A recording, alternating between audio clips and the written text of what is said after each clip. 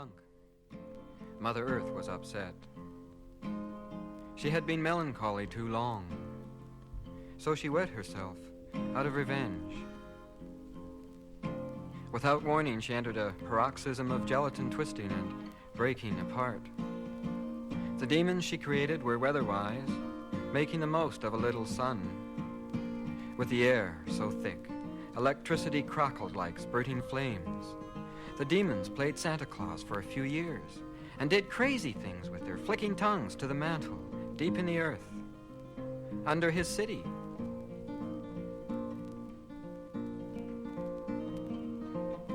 Out on Georgia Street, Timber Beck had found himself, naked. He'd no sooner crossed Burrard northbound for Vancouver's art gallery, which was 2 blocks further north on Georgia, when here came Mother Earth, chucking out her guts. The first brutal shock, slamming into a city, slamming his eyes shut.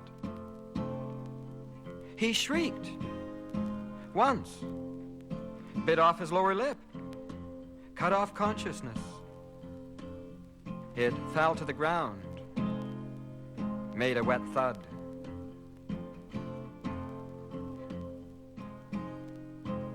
The mantle, meanwhile, turned to madness.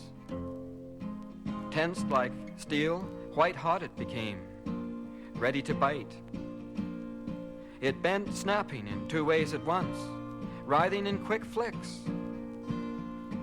With a hideous groan, the mantle relieved itself in a strange, banshee wailing. Or was it his soul screaming?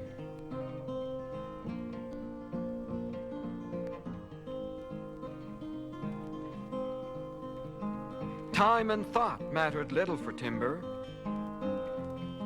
Already, within a few quick jerks of time, buildings of his city had begun to sway lustily in wider and wider circles. Pretty soon they were taking off by the roots and flying through the air. Behold, the skyscrapers began to disintegrate, coming down in a hail of death. Bodies flailing the air, down through the mazy air in nightmare contortions of slow-moving. Screaming, they came to rest on Mother Earth. Others were already silent tacky-tacky. Showers of concrete followed, with glass and oak desks following miraculously like rain. And the rain seemed to go on for a long time, until it didn't matter too much. In the remote distance was a church bell, tolling. Ta-tong, tong, ta-tong, tong. For there was little mercy in the air now. Nothing there was. Mercy, no, no. On the ground, nor in the sea. The mountains seemed odd, moving sideways across the harbor. Timber saw the mountains, leaping up and down across the harbor like eager puppies. And of all incredible things, he smiled. The earthquake had lasted for about 35 to 40 seconds. But too bad. It was increasing strength. In Burrard Inlet, which is the main harbor basin of Vancouver, the seafloor was fornicating furiously, agitating the sea into mud, stirring dark, ugly horrors of imagination from the sea where the tide was quickly running out. The motion grew into giant waves that began to slosh back and forth in the harbor basin. 1, 2, 3, 4, 5, until suddenly they were washing over the sides of the rusty freighter, moored in the harbor, punching in its steel-plated hull in a single wallop. With a dissonant clunk, Timber's distant church bell stopped tolling. 75 seconds. Time enough for him to fall in love. In panic, Timber shrank away from a sudden apparition that loomed up of an instant in his mind. A full 20 stories high, it was the Vancouver Hotel on the other side of the intersection. And opposite that was the 20-story Burrard building made of glass. They were both right upon the intersection, where he stood rooted like a watermelon man, with his finger up his past.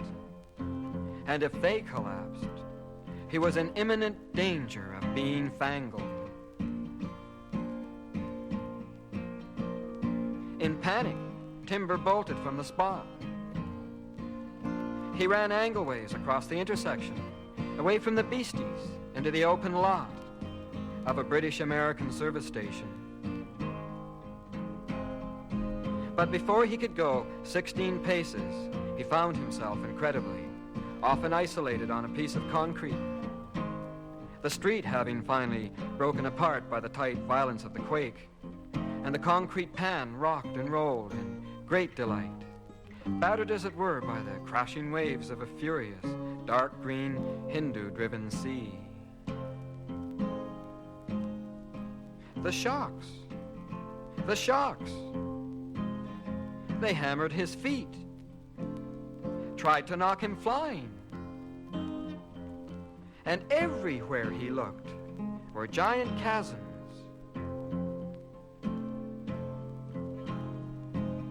He seemed surrounded by an army of giant clams, snapping their mighty jaws open and shut. Their messages floated the air like primordial bellows of a god's horn. He couldn't describe it, only staggered in the noise, the groaning, clattering noise. Pain. Yes.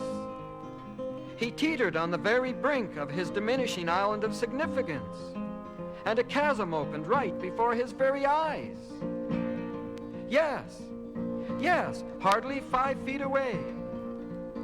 It split across the tarmac of the BA service station and ripped the slope open all the way down to Pender Street. As he watched dumbly, a young lady who had been racing blindly toward him up the hill, leaping dangerously from one bouncing pan to the next, ran headlong over the opening brink. She plummeted, her white legs making slow, long, easy turns of a windmill, tumbling down into the pits of hell.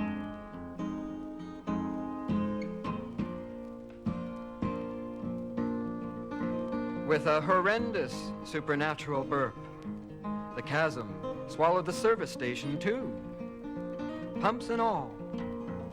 Within seconds, Timber could hear the sound of rock chewing. And so, he forgot his girlfriend Evelyn. He forgot his art and makeshift personality. He forgot how to run, how to struggle. His mind blanked, all blanked by the earthquake. All my poor boy could do was fight for consciousness. On the concrete, 2